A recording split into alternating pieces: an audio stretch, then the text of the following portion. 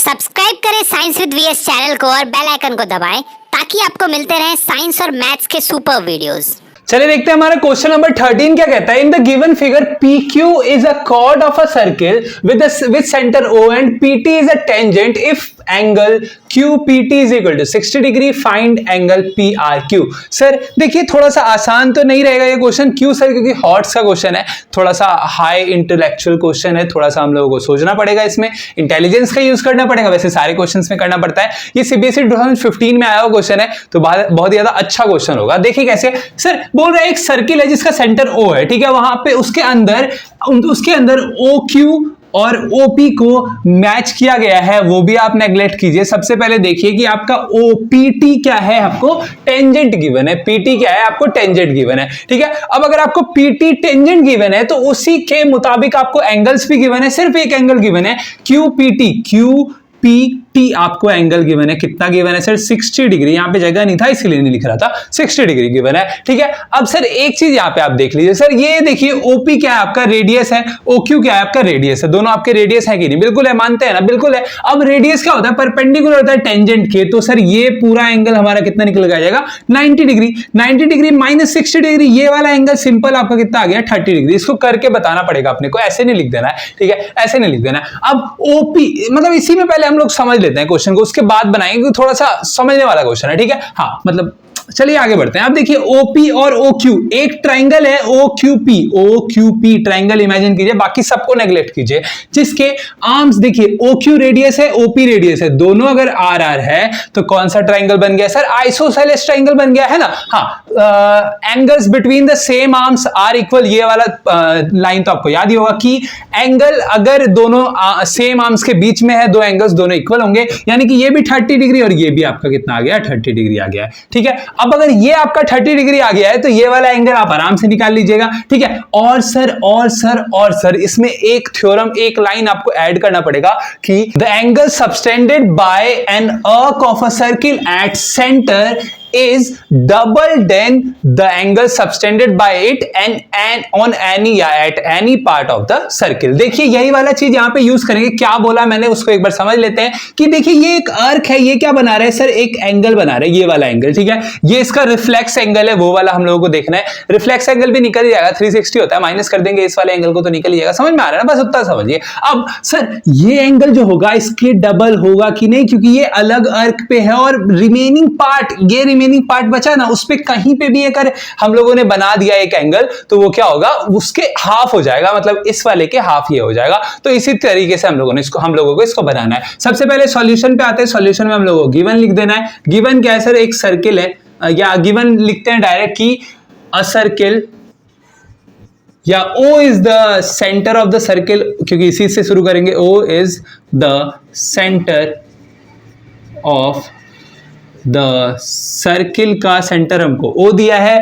तो यहीं से हम लोग निकालते हैं। देयरफॉर हमारा क्या हो जाएगा सर? हमारा OQ and OP are the radii हो जाएंगे हमारे। कौन कौन से सर? OP और OQ, ठीक है। अब दोनों रेडियस हो गए तो अब हमको पता है, देयरफॉर क्या पता है हमको कि OP परपेंडिकुलर टू क्या हो जाएगा?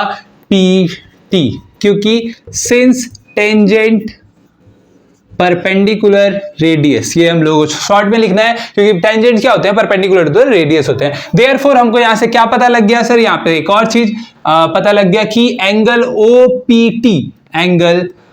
OPT इज इक्वल टू हमारा कितना आ गया सर? 90 डिग्री आ गया। बिल्कुल सर 90 डिग्री आ चुका है ना। हाँ अब पता लग गया। अब हमको क्या निकालना है? OPQ, जो हम लोगों ने 30 डिग्री यहां ऑलरेडी निकाल के रख दिया आपने, सही। तो angle OPQ is equal to क्या हो जाएगा? एंगल OPT माइनस एंगल क्या दिया है हमको? कौन सा एंगल गिवन है? QPT, है ना। ये हमको कितना निकल के आया? ये हमारा 90 डिग्री, ये हमारा 60 डिग्री।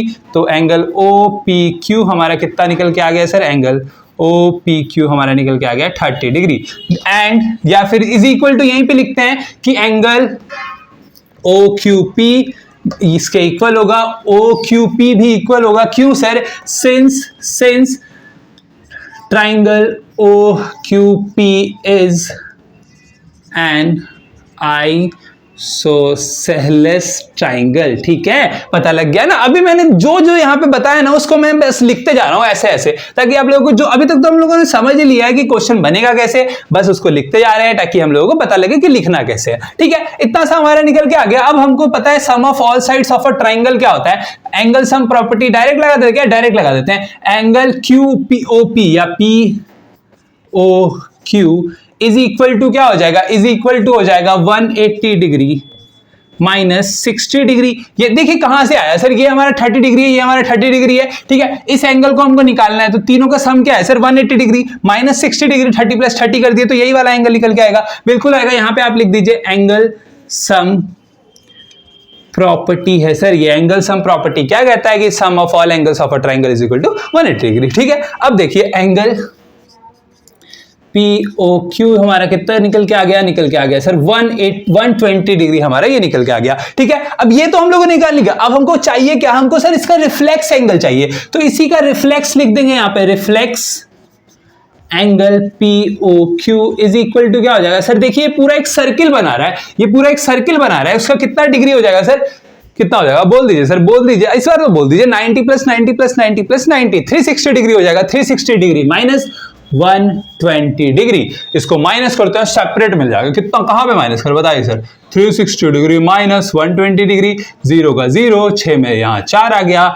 यहाँ पे आ गया 240 डिग्री आपका निकल के आ गया। ऐसे भी माइनस कर सकते हैं, थोड़ा सा लेंथी बना देते हैं वीडियो को ताकि व्यूज ज्यादा है ना, बिजनेस है, दिस इज बिजनेस। तो हमारा रिफ्लेक्स निकल के कितना आ गया सर, निकल के आ गया 240 डिग्री निकल के आ गया। यहाँ पे रिफ्लेक्स एंगल POQ था हमारा, ये निकल के आ गया। तो अब हम लोगों को वही वाला लाइन लिखना है, आप पीछे जाके पढ़ सकते हैं या फिर आपके RS अगर बुक में भी दिया होगा, हम लोगों ने पहले भी ऐसे क्वेश्चंस कर रखे हैं। ठीक है, तो हमको पता लग जाएगा कि reflex angle POQ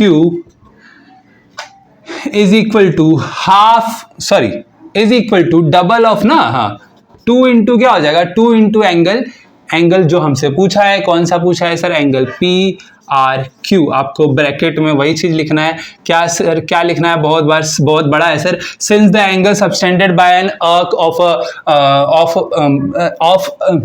since the angle subtended by an arc is doubled in the angle subtended by it in another part of the circle, ऐसे करके कुछ है सर, बहुत बड़ा है। उसको मैंने हिंदी में आपको अभी समझा दिया है कि ये क्या होगा, इसके डबल होगा। ठीक है, वही हम लोगों ने लिख दिया। अगर हम इसको 2 से मल्टीप्लाई करते हैं तो इसके इक्वल हो जाएगा। ठीक है, यानी कि 240 है तो 240 को यहां रख दीजिए, 240 बाय 2 हो जाएगा, है ना, 12 बार में जाएगा। तो एंगल PRQ आपका कितना निकल के आएगा सर, 12 से कटा दीजिए, कटाने में तो बहुत मजा आता है हम लोगों को, है ना।